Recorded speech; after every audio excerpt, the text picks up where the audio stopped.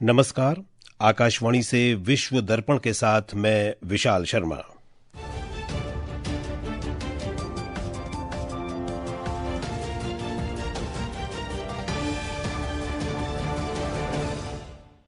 मुख्य समाचार। प्रधानमंत्री नरेंद्र मोदी आज जॉर्डन, इथियोपिया और ओमान की 3 देशों की यात्रा पर रवाना। भारत ने बांग्लादेश की अंतरिम सरकार के दावों को खारिज करते हुए कहा, भारत बांग्लादेश में स्वतंत्र, निष्पक्ष और समावेशी चुनाव का लगातार समर्थन करता रहा है। अमेरिका आज से H-1B और H-4 वीजा आवेदकों के सोशल मीडिया प्रोफाइल की जांच शुरू करेगा। ऑस्ट्रेलिया में बॉन्डी बीच पर हुई गोलीबारी में मरने वालों की संख्या बढ़कर 15 हुई। धुर दक्षिणपंथी नेता होसे अंतोनियो कास्ट चिली के राष्ट्रपति चुने गए। और अर्जेंटीना के सुविख्यात फुटबॉल खिलाड़ी लियोनेल मेसी अपने GOAT इंडिया टूर के चौथे और अंतिम चरण में आज नई दिल्ली पहुंचेंगे। अब समाचार विस्तार से। प्रधानमंत्री नरेंद्र मोदी आज 3 देशों जॉर्डन, इथियोपिया और ओमान की यात्रा पर रवाना हो गए। यात्रा के पहले चरण में श्री मोदी शाह अब्दुल्ला द्वितीय इब्न अल हुसैन के निमंत्रण पर जॉर्डन पहुंचेंगे। प्रधानमंत्री मोदी जॉर्डन के शाह के साथ द्विपक्षीय संबंधों के समूचे पहलुओं की समीक्षा और क्षेत्रीय मुद्दों पर विचारों का आदान प्रदान करेंगे।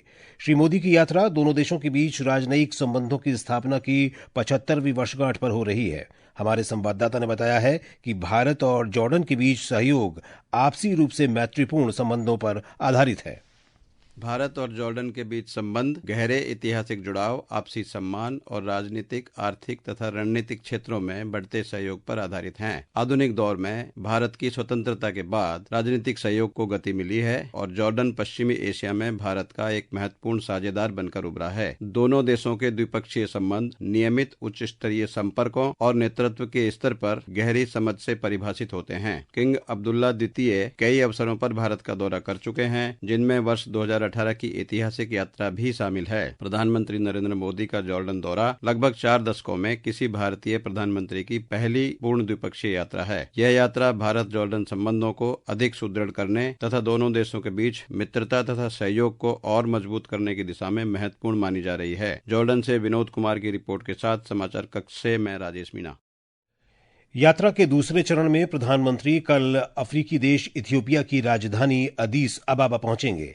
हमारे संवाददाता ने इथियोपिया में भारत के राजदूत अनिल कुमार राय से विशेष बातचीत की। श्री रॉय ने बताया कि दोनों देशों के बीच द्विपक्षीय संबंधों को मजबूत करने में प्रधानमंत्री मोदी की ये यात्रा महत्वपूर्ण है। 2011 के बाद ये किसी भारतीय प्रधानमंत्री का इथियोपिया दौरा है। इस विशेष दौरे में हमारी प्राथमिकता ये रहेगी कि जिन विषयों पे दोनों देश की आम सहमति है उस पे चर्चा हो और इसे हम आगे लेकर के बढ़ सकें। भारत की प्रबल समर्थन के वजह से 3 वर्ष पहले इथियोपिया ब्रिक्स का मेंबर बन सका। ब्रिक्स एक हमें नया प्लेटफॉर्म देता है जिसके माध्यम से दोनों देश अपने संबंधों को रीजनल कोऑपरेशन के लेवल पे आगे लेकर जा सकते हैं। यात्रा के अंतिम चरण में प्रधानमंत्री ओमान जाएंगे और सुल्तान हैथम इब्न तारिक के साथ बैठक करेंगे। ये यात्रा दोनों देशों के बीच राजनयिक संबंधों की स्थापना के 70 वर्ष पूरे होने पर हो रही है। भारत ने बांग्लादेश की अंतरिम सरकार के आरोपों को स्पष्ट रूप से खारिज कर दिया है, जिसमें कहा गया था कि भारत पूर्व प्रधानमंत्री शेख हसीना को अपने समर्थकों के सामने भड़काऊ बयान देने की अनुमति दे रहा है। विदेश मंत्रालय ने कहा है कि भारत ने बांग्लादेश में शांतिपूर्ण माहौल में स्वतंत्र, निष्पक्ष, समावेशी और विश्वसनीय चुनाव कराने के अपने रुख को लगातार दोहराया है।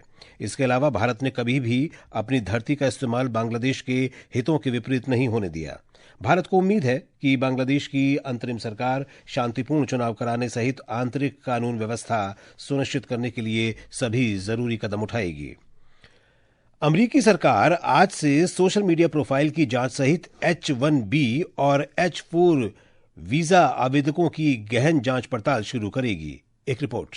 अमेरिका के विदेश मंत्रालय ने एक नए आदेश में कहा है कि आज से सभी H-1B आवेदकों और उनके आश्रितों की ऑनलाइन उपस्थिति की समीक्षा की जाएगी। विद्यार्थियों और विनिमय आगंतुकों को पहले से ही इस समीक्षा के दायरे में रखा जाता था। अब विदेश मंत्रालय ने इस आवश्यकता का विस्तार करते हुए सोशल मीडिया प्रोफाइल की जांच को भी इसमें शामिल कर लिया है। इसमें H-1B आवेदकों और H-4 वीजा पर उनके आश्रितों को भी शामिल किया गया है। विदेश मंत्रालय ने कहा कि इस जांच प्रक्रिया को सुगम बनाने के लिए H-1B और उनके आश्रितों H-4, FM और J गैर अप्रवासी वीजा के सभी आवेदकों को अपने सभी सोशल मीडिया प्रोफाइल की गोपनीयता सेटिंग को सार्वजनिक पर सेट करने का निर्देश दिया गया है। FM और J वीजा का उपयोग विद्यार्थियों और एक्सचेंज विजिटर आने के लिए करते हैं। H-1B वीजा धारकों के सबसे बड़े समूहों में तकनीकी क्षेत्र के कर्मचारियों और चिकित्सकों सहित भारतीय पेशेवर हैं। समाचार कक्ष से मैं मनोज।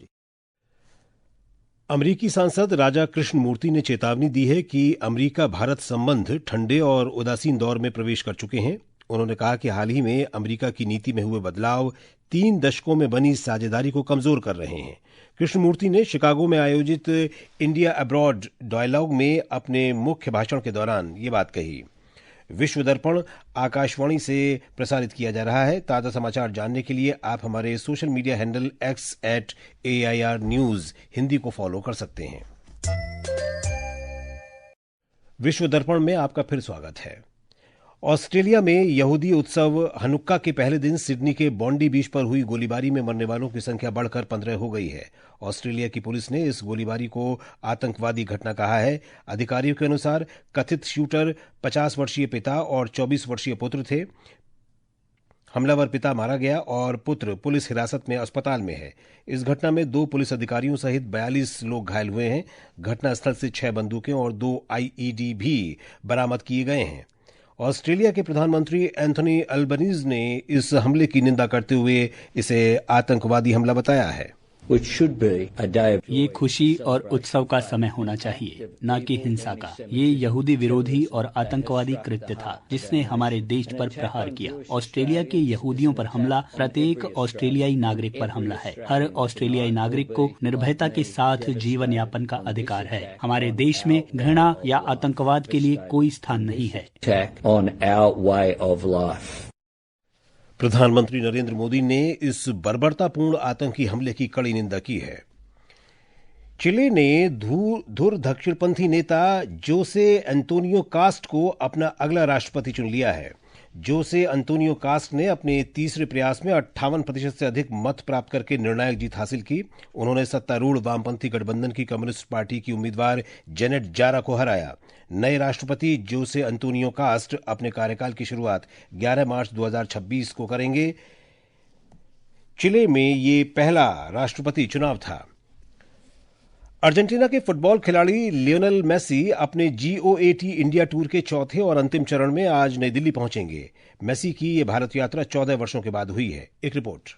लियोनेल मेसी के गोट इंडिया टूर 2025 का अंतिम चरण आज राजधानी दिल्ली में आयोजित किया जा रहा है। इस महीने की 13 तारीख को कोलकाता से शुरू हुए इस दौरे में इससे पहले हैदराबाद और मुंबई में कार्यक्रम आयोजित किए गए। मुख्य कार्यक्रम अरुण जेटली स्टेडियम में आयोजित होगा, जिसमें अर्जेंटीना के दिग्गज फुटबॉल खिलाड़ी लियोनेल मेसी आज दोपहर 1 बजे से 4 बजे तक स्टेडियम में उपस्थित रहेंगे। दिल्ली यात्रा के दौरान मेसी 3 युवा ट्रॉफी जीतने वाली मिनर्वा अकेडमी की टीमों को सम्मानित करेंगे। कार्यक्रम के हिस्से के रूप में 9 खिलाड़ियों का एक सेलिब्रिटी फुटबॉल मुकाबला भी आयोजित किया जाएगा। इस इवेंट को देखते हुए यातायात पुलिस ने परामर्श जारी करते हुए बताया कि दोपहर 12 बजे से शाम 5 बजे तक स्टेडियम के आसपास यातायात प्रतिबंधों और दर्शकों की भारी आवाजाही के कारण ट्रैफिक धीमा रहने की संभावना है। सौम्या शरण, आकाशवाणी समाचार, दिल्ली।